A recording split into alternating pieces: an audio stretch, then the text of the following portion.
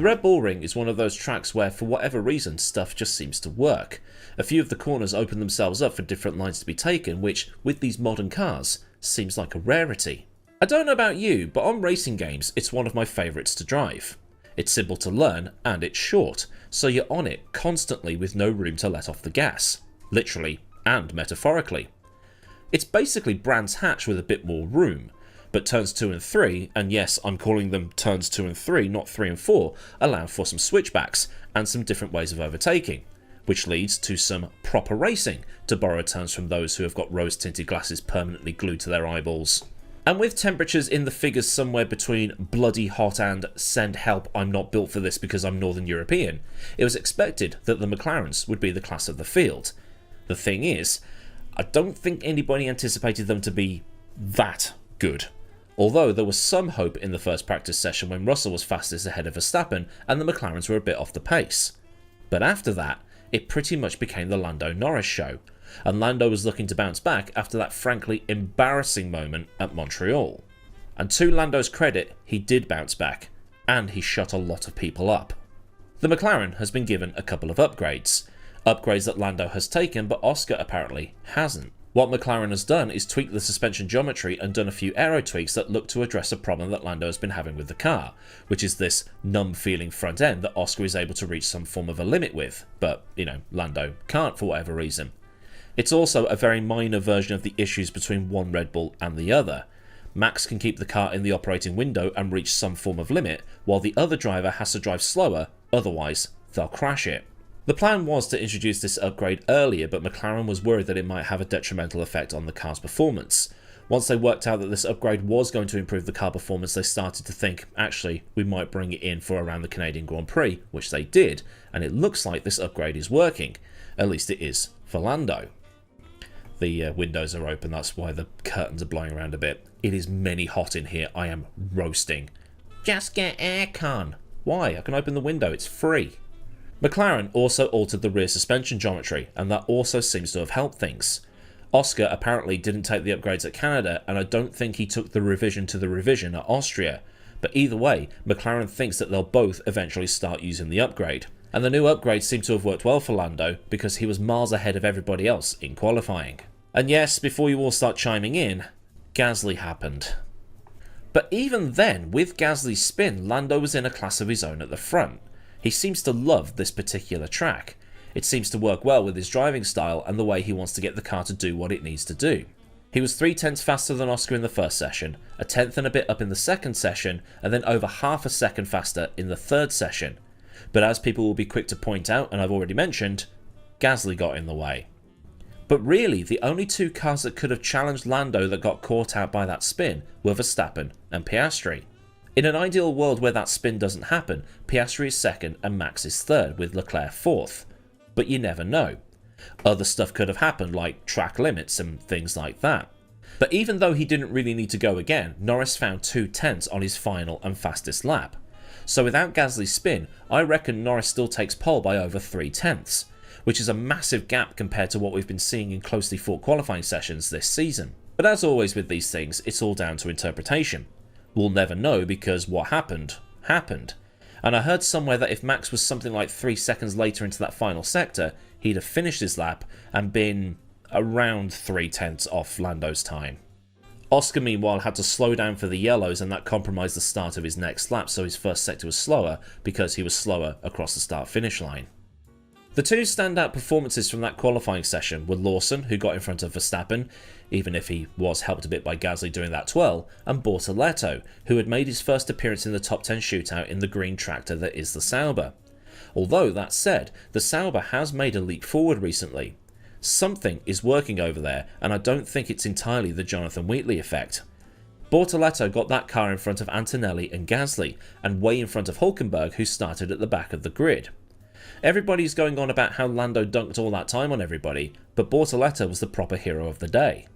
The race meanwhile got delayed by about 10 or 15 minutes because in Formula 2, two cars ended up on top of each other, like that scene from Top Gun where they take the picture of the guy in the MiG-15 or whatever it is, I can't remember, it's been a long time I've watched it, but then the race was delayed again because Carlos Sainz's car had become possessed. So just to prevent the aviation guys getting in on the comment section, what that plane was called a MiG-28, which I don't think actually exists. They created it for the film using an F-5E Tiger II that they then painted black and put a red star on it so that you knew that these guys were the baddies. And if you think the Formula 1 film is unrealistic, wait until you see Top Gun. An actual JAG lawyer went through the film and found that Maverick would be serving several years in the brig, if not the death penalty, for some of the stunts that he pulled in that film. The Williams was stuck on the grid. Something wasn't letting it move forward, and Carlos could inch it forward a tiny bit, but then it would stop again, as if the brakes were getting stuck on or some sort of hill start assist thing had been locked on. When Sainz finally got the car moving again, Norris had come round to the back of the field and they had to abort the start. When Sainz was moved into the pit lane so he could start there, the rear brakes were quite clearly on fire, and that was him done. Sainz will be listed as a did not start on the stat sheets, and the race was reduced by 1 lap to 69 laps rather than the normal 70. When the race got underway, it kicked off again into turn 2. Now we have seen some biggies into that corner. The main one that springs to mind is this incredible crash between Nick Heidfeld and Takuma Sato at the 2002 Austrian Grand Prix, which is a race more remembered for Rubens Barrichello slowing to let the Michael by with just meters to spare before the checkered flag, and it resulted in team orders being banned until 2010. This being when Fernando is faster than you happened and the FIA realised it couldn't police team orders, because you could say something totally normal but it would be code for something else. Basically what happened here is that Heidfeld was using some new brakes, he locked said brakes, spun, clattered Sato, and Sauber never used those brakes again. Antonelli simply made a rookie error. A literal rookie error. He saw the field ahead of him checking up and didn't react. Was that because he was elsewhere because of the aborted start? I don't know. It could be, but we'll never know. It's more likely that he just simply got it wrong. But what happened is he locked his rear brakes, got a bit wobbly, dived to the inside to avoid clanging the two cars in front of him, slammed on the brakes a little more, locked up, couldn't pull up in time, and the car that was unfortunate enough to be there when he arrived was Verstappen. Much like Sato was the unfortunate one when Heidfeld arrived in that corner. Backwards in Heidfeld's case. But Max didn't seem to be too bothered about being taken out. It meant that he didn't have to sit in that baking hot car for an hour and a half, and he could see how his team was getting on at the Spa 24. If Max had a legitimate chance of winning that race, I think he would have been more annoyed, but his chances were incredibly slim. He would have needed safety cars at exactly the right time or some other divine intervention. Like mentioned, the track was baking hot, something in the region of 50 degrees Celsius, and that Red Bull and hot track temperatures simply don't mix. He was also quite forgiving for Antonelli. Maybe he saw a bit of himself in that moment because Max also got involved in a fair few incidents like that when he was first in the sport. He said it's just one of those things, a bit of driver error, something that Kimi will learn from and wasn't going to be too upset about it because the accident wasn't deliberate. It was a rookie error, and people make those from time to time. Unless it's Bottas at Hungary, in which case it is deliberate.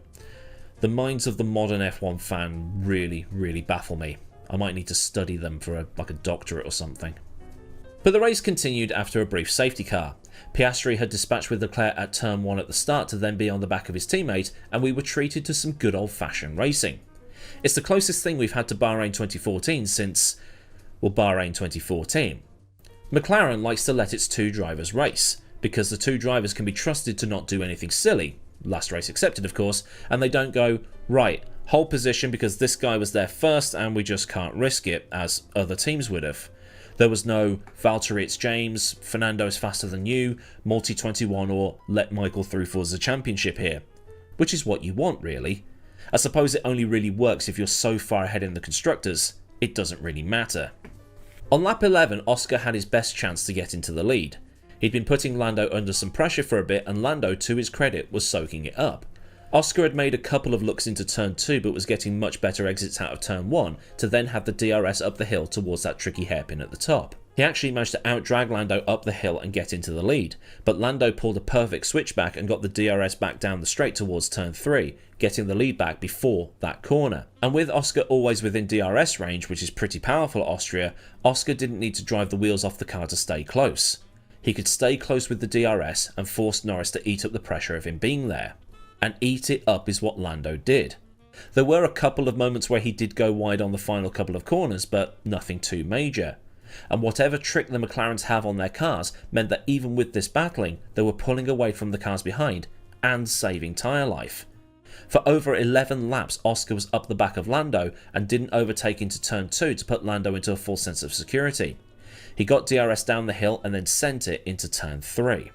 Oscar locked up and almost hit Lando in a reverse of Canada. Thankfully for McLaren, they both continued, but Oscar had to be told not to do that again, and I think he was half expecting to do what Lando would normally do in this situation and dive out the way. But Lando didn't. Piastri also flat-spotted his tyres, which wasn't going to help, and Lando was then pitted. Oscar continued for another few laps. Now Lando's stop was a little long because one of the front didn't want to go on properly, but it wasn't too much time lost.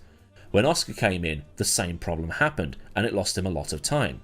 And people out there were saying that McLaren did it on purpose to make Lando win because Zach wants Lando to win the championship, and so on and so forth. And to that I say, grow up. Yeah, they deliberately messed your guy up to make the other guy win. I swear people don't read their own crap that they're writing. It's absolutely baffling to me. I don't know what's going on in some people's heads at times. Meanwhile, the other Williams of Albon, which had been running in the points, was retired due to engine difficulties. A bad weekend for Williams got even worse. Lap 31 we did get some comedy because Tsunoda and Colapinto were wrecking each other for dead last like it was an iRacing MX5 race. Tsunoda lobbed it up the inside of Franco at turn 3, which is where Oscar almost hit Lando and ended up tipping the Alpine round. For that incident with Colapinto, Tsunoda was given a 10-second time penalty and 2 penalty points. Kimi, for his crash, was given a 3-place grid penalty and 2 licence points. The F1 chatter on my Discord had people getting their menus out to see what could be given. I really like that document. If you don't know what I'm talking about, it's the FIA's penalty guidelines document that was released at some point last week, and I talked about it in a dedicated video. If you haven't seen that, I'll leave a card or I'll put a link in the description so you can go and watch it at your leisure. I mean, after this would be good. Continuing with penalties, Colapinto later got one for shoving Oscar off the road while he was being lapped, which was mental to watch. I don't know what Colapinto was thinking. Maybe he thought that Oscar was racing him and he was caught up in the battle. I don't know. This caused Oscar to get on the radio at some point going, "Ugh, Alpine's still trying to fat me over after all these years," referring to the dispute that happened between Alpine and McLaren over his contract, which was in 2022, was it? Either way, it means I get to break out this picture of Oscar again. Look how young he is. I mean, he still is young, but you know what I mean. Because of the lap traffic, the battle for the lead had pretty much evaporated by the end of the race, but there were still some other bits and pieces going on that were fun to watch. Alonso versus Bortoleto in the closing laps was fantastic racing, as was watching Hülkenberg working his way up from dead last to be in the points. To the point where we now have this scary statistic of Sauber scoring more points in the last 3 races than Red Bull has. Let that sink in for a second. But for Sauber, it was a cracking result. You had Bortoleto challenging Alonso through the middle sector and being incredibly respectful to each other, and Hulk keeping Ocon behind him as they came through to finish 8th and 9th. Bortoleto is absolutely the driver of the day, getting his first points and keeping it in the top 10, and also being able to fight with Alonso on pure pace alone. But Lando still deserves a shout out because he soaked up all of that pressure and bouncing back like he did after that embarrassing moment in Canada. And actually, I'm going to stick with Lando for a tiny bit longer because British bias, keck. But in all seriousness, usually with Lando we see him choke the start, make it into the first corner first but somehow exit that corner in 4th, and whenever he's involved in a wheel-to-wheel battle, he just rolls over and lets the other guy take the position. But not this time. Oscar was putting him under a lot of pressure, and 99.997% of the time, if Oscar is going through, Oscar is going through. Oscar's racecraft is just overall better than Lando's. But at this particular race, Lando soaked it all up. Okay, yes, he wasn't perfect, going wide and messing his wing up a little bit, but when Oscar did his dive bomb into turn 3, Lando didn't dive out of the way. When Oscar went by into turn 2, Lando got the switch back and got the lead back by the next corner. Yesterday, we saw what Lando Norris is truly capable of. The question is, will normal service be resumed next weekend at Silverstone? But just some extra thoughts on this whole situation that I'm recording after the fact. Like mentioned, things were a bit cagey with McLaren after Oscar did that dive bomb. It was a bit ambitious, and I think that Oscar was a tiny bit aggressive, but at the same time, this is the sort of thing where Lando would usually roll over and let the other guy through, that he does all too often when it's Max throwing it up the inside. Andrea Stella at McLaren said that the collision in Canada was a little more benign, with only Lando being taken out of the race as a result. But the incident at Austria, had Oscar made contact, could have taken both of them out of the race, resulting in no points. Or it could have seen both of them tumble down the order because of damage, which might have also resulted in no points, with Oscar's move being way more aggressive than what Lando did at Montreal. This whole thing being just 12 months after Lando didn't finish last year's Austrian Grand Prix because of what happened between him and Verstappen at turn 2, and just 2 weeks after McLaren had gone, yeah, it's all good, it's just one of those things, we live and learn from it. If the two McLarens had collided for 2 races running, with one driver at fault 1 week and the other driver the next week, it would be a PR nightmare for the team. As it was, they continued, and they finished 1-2. The full results are on your screen. Norris leading Piastri home, with both the McLarens doing an absolute demolition job over Leclerc in 3rd and Hamilton in 4th. Russell brought the remaining Merc home in 5th, while Lawson took 6th, which is good considering the absolute hounding he got after being kicked out of Red Bull. And then you've got Alonso, Bort, Hulk and Ocon finishing out the top 10, with Behrman about 15 seconds off the points. For the constructors, things have shuffled around a tiny bit. While McLaren extend their lead at the front, Ferrari make their way back into 2nd place thanks to the 3-4 that Leclerc and Hamilton got. It's just a single point ahead of Mercedes, but that 1 point... It's just a single point ahead of Mercedes, but that could mean the difference come the end of the season, with Red Bull slipping into a complete no man's land in 4th. And actually, I didn't realise how far off Red Bull was. That's actually quite bad. Like, really bad. And with the rumours ramping up that Toto is talking to Max for next year, although that is a believe it when I see it kind of thing. At the same time, speaking of rumours, something appeared this morning that Valtteri Bottas is a consideration to be taking over Franco Colapinto if Briatore decides to offload him. Although I think that's completely pointless because, well, they've got to do him. So what's the point? And Alpine is going to start looking like Red Bull with all the chopping and changing of the drivers. It makes absolutely no sense. But we've got the British Grand Prix at Silverstone next weekend, with 3 British drivers looking to do well on home soil. And I guess Albon as well, technically. So will those drivers be within a shot of taking a win or a podium at Silverstone, or will Oscar and Max look to upset the party completely by taking a win and podium and bump a couple of those drivers back a little bit? It's going to be one of those wait and see things, but at Silverstone they can race a lot like they can at Austria. There's different lines to be taken, and there's always some absolutely brilliant racing. I can't wait. Which usually means that the race is going to be terrible now, doesn't it? Sorry in advance. So then, a look at the festivities surrounding the Austrian Grand Prix and any opinions, reviews and reaction that come with it.